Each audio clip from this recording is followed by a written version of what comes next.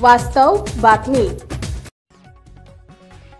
घोडा मैदान लांब नाही, माळशिरस तालुक्यात भाजपचं नेतृत्व कोण करणार, काय म्हणाले नामदार जयकुमार गोरे। मागील काही महिन्यापासून ज्या काही घडामोडी झाल्यात, आता ही वेळ आहे का माने पाटील परिवारांना ताकद द्यायची आणि त्यांनी पुढे यायची? तुम्ही मगाशी बोलला पण तसं नाही, तसं माने पाटील कुटुंब हे पहिल्यापासूनच समृद्ध कुटुंब आहे, राजकीयदृष्ट्या, सामाजिकदृष्ट्या आणि उद्योग व्यवसायात पण ते समृद्ध आहे। पण त्यांनी भारतीय जनता पक्षाच्या प्रवाहामध्ये ताकदीनं काम करावं, या भागात नेतृत्व करावं, अशा पद्धतीच्या भावना आमच्या सगळ्याच भारतीय जनता पक्षाच्या, आमच्या सगळ्या सहकाऱ्यांच्या आहेत। त्यांचे चिरंजीव आदरणीय सुजय भैया माने पाटील या ठिकाणी मंडलाध्यक्ष म्हणून काम करतात आणि या परिसराला एका उमद्या चांगल्या नेतृत्वाची आवश्यकता आहे, जे पारदर्शी असेल, जे समाजाभिमुख असेल आणि जे लोकांचं ऐकून नेतृत्व करेल, अशा पद्धतीच्या एका चांगल्या नेतृत्वाची आवश्यकता आहे। तेव्हा या कुटुंबाने पुढे यावं आणि नेतृत्व करावं, अशा पद्धतीची भावना आमच्या सगळ्याचीच आहे। त्या ठिकाणी या मतदारसंघाचं नेतृत्व करणारे आमचे रामभाऊ सातपुते जे आहेत, त्यांची हीच भावना आहे की या सगळ्या लोकांना सोबत घेऊन आपण काम करावं। आगामी निवडणुकीच्या पार्श्वभूमीवर अशा रुमर्स पसरवल्या जात आहेत की माळशिरस तालुक्यामध्ये ही एक वेगळी टीम काम करते आणि वेगळेच नेतृत्व भविष्यामध्ये निवडणुकीच्या पार्श्वभूमीवर करणार, असंही पसरवलं जातं। याबाबत काय सांगा? आता बोलायचा सगळ्यांना अधिकार आहे, कोण काय बोलतंय, कोण काय म्हणते, याच्यावर मला अधिकचं जायचं नाही। घोडा मैदान लांब नाही आहे, तर जवळ आले तेव्हा आपण त्यावेळी बोलू आणि त्यावेळी वस्तुस्थिती आपल्या लक्षातही येईल, काय कोण कोणासोबत आहे आणि काय होईल ते। डीपीडीसीच्या अनेक नियुक्त्या प्रलंबित आहेत। बिलकुल, डीपीडीसीच्या नियुक्त्या पेंडिंग नाहीत। डीपीडीसी तयार झालेली आहे। काय आमच्या सहकारी पक्षांची नावं अजून यायचे, त्या नावं आली की समित्या तयार होतील। पण तालुका समित्या असतील, जिल्हा समित्या असतील, त्या आता तयार जवळजवळ झालेल्या आहेत आणि त्या अनुषंगानं पक्षीय धोरण जे ठरेल, आमचं महायुतीचं धोरण जे ठरेल, त्या अनुषंगानं कुणाचा किती त्यातला सहभाग असेल यावर समित्या तयार झालेल्या आहेत। लवकरच समित्याची घोषणाही होईल। अकलूजमधनं मिळेल कोणाला संधी?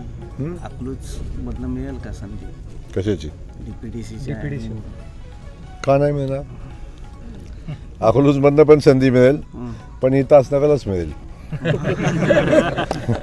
तुम्ही सांगोल्यात पण सांगितलं की देवाभाऊ पाठीमागं आहेत आणि आत्ता सांगितलं की जेव्हा खरंच पक्षाला गरज होती, अडचणी होती, तेव्हा केलं नाही।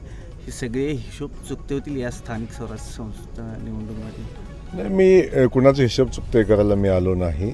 मी माझ्या भारतीय जनता पक्षाचं काम करायला आलो आहे। भारतीय जनता पक्षाची संघटना वाढली पाहिजे, हे माझं कर्तव्य आहे आणि त्या कर्तव्याच्या भावनेतून आमचा पक्ष मजबूत कसा होईल या गोष्टीसाठी आलो आहे। स्थानिक स्वराज्य संस्थेच्या निवडणुका लढवत असताना भारतीय जनता पक्षाच्या चिन्हावरचा, भारतीय जनता पक्षाच्या विचाराचा उमेदवार निवडून आला पाहिजे, ही आमची भावना आहे आणि त्या भावनेसाठी आम्ही लढाई करू।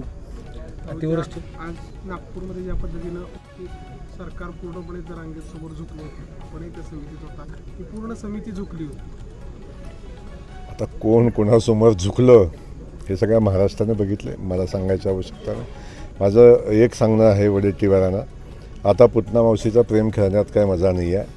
भारतीय जनता पक्ष आदरणीय देवेंद्रजी सगळ्या समाजाच्या हक्काचं रक्षण करायला मजबूत आहेत। खास करून ओबीसी समाजाचं हक्काचं रक्षण करायला भारतीय जनता पक्ष मजबूत आहे। मराठा समाज बांधवांनाही भारतीय जनता पक्षानं न्याय देण्याची भूमिका घेतलेली आहे आणि या सगळ्यांना सोबत घेऊन, शेवटी राज्य करत असताना सगळ्यांना सोबत घेऊन राज्य करायचं असतं। जातीत भांडण लावून जेव्हा ओबीसीचा विषय होता तेव्हा मराठा समाज बांधवांना काहीतरी सांगायचं, आता मराठा समाज बांधवाचा प्रश्न सुटतोय म्हणलं की ओबीसीना तुमचं काढून घेतोय म्हणून सांगायचं आणि स्वतःच्या पोळ्या भाजायचं, हे थोडं थांबलं पाहिजे आणि समाजव्यवस्था टिकली पाहिजे। समाजामध्ये अशा पद्धतीची अस्वस्थता निर्माण झाली नाही पाहिजे, ही भूमिका राजकीय पक्षाने घेतली पाहिजे आणि राजकारणाची मैदानं वेगळी आहेत। समाजात भांडण लावून, समाजाच्या जातीपातीत भांडण लावून राजकारण करणं मला वाटतं हे उचित नाही। त्यामुळे अशा पद्धतीचं राजकारण वडेट्टीवारांनी करू नये आणि अशा पद्धतीचं राजकारण अन्य कुठल्या पक्षाने करू नये। तेव्हा आपण सगळ्यांना छत्रपती शिवाजी महाराजांनी सर्व समाजातल्या 18 पगड जातीतले मावळे एकत्र करून स्वराज्याचं तोरण बांधलं होतं त्यामुळं जे महाराजांची शिकवण आहे ती शिकवण आपण पुढे घेऊन गेलं पाहिजे, हे राज्यकर्त्यांनी समजून घेतलं पाहिजे, एवढंच या निमित्ताने मी सांगेन. सांगोला उद्या बंद आहे, टाळता आलं असतं हे म्हणजे सांगोला बंदची जी काय- आपल्या सगळ्यांना माहिती आहे की मी या घटनेचं मी कधी समर्थन करणार नाही. आमच्यासाठी गणपतराव देशमुख आबासाहेब खूप आदरणीय व्यक्तिमत्व होतं आणि कोण काय केलं या संदर्भात मला खास कल्पना नाही. मी पोलिसांना त्याचा शोध घ्यायला सांगितला आहे. जर अशी घटना घडली असेल तर त्या घटनेचा तीव्र निषेध केलाच पाहिजे आपण सगळ्यांनी, आणि घडले असेल तर, आणि त्या घटनेचा तीव्र निषेध करून जे कोणी केला असेल, मग तो कोणी असला तर त्याच्यावर पोलीस कारवाई करतील. त्याच्यामध्ये कुठली हे केलं जाणार. तेव्हा त्याही लोकांनी काही गोष्टी समजून घेतल्या पाहिजेत आणि आपण कुठल्या गोष्टीचा किती विषय केला पाहिजे याचं थोडंसं आपण सगळ्यांनीच जाणीव ठेवली पाहिजे या अनुषंगाने. अतिवृष्टीमुळे शेवटचा प्रश्न असेल, अतिवृष्टीमुळे माळशिरस तालुक्यामध्ये शेतकऱ्यांचं प्रचंड नुकसान झालं, परंतु अधिकाऱ्यांकडून टाळाटाळ केली जाते. पंचनामे बिलकुल टाळाटाळ होणार नाही. जे बाधित शेतकरी आहेत त्या 100% शेतकऱ्यांचा पंचनामा होईल. त्या बाधित शेतकऱ्यांना 100% नुकसान भरपाई मिळेल. सरकार शेतकऱ्यांच्या पाठीशी आहे. हे सरकार शेतकऱ्यांचं आहे. त्यामुळे शेतकऱ्यांना कुठल्याही परिस्थितीत वाऱ्यावर सोडणार नाही. शेतकऱ्यांचं जे नुकसान झालं ते नुकसान देण्यासाठी शासन समर्थ आहे.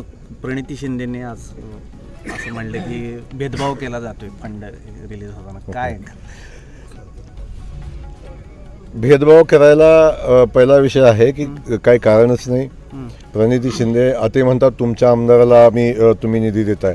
ते आमदार पण सोलापूरच्या मातीतलेच आहेत, ते पण विकास सोलापुरातच करतायत.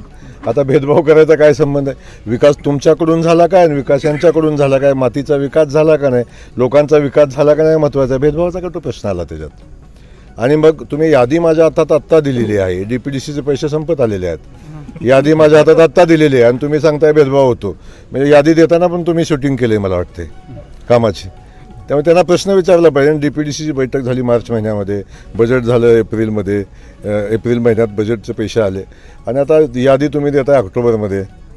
त्यामुळे थोडंसं या सगळ्या गोष्टी आपण समजून घेतल्या पाहिजेत. त्यामुळं कुणावरही अन्याय होणार नाही. प्रणितीताई पण याच सोलापूर जिल्ह्यातल्या खासदार आहेत.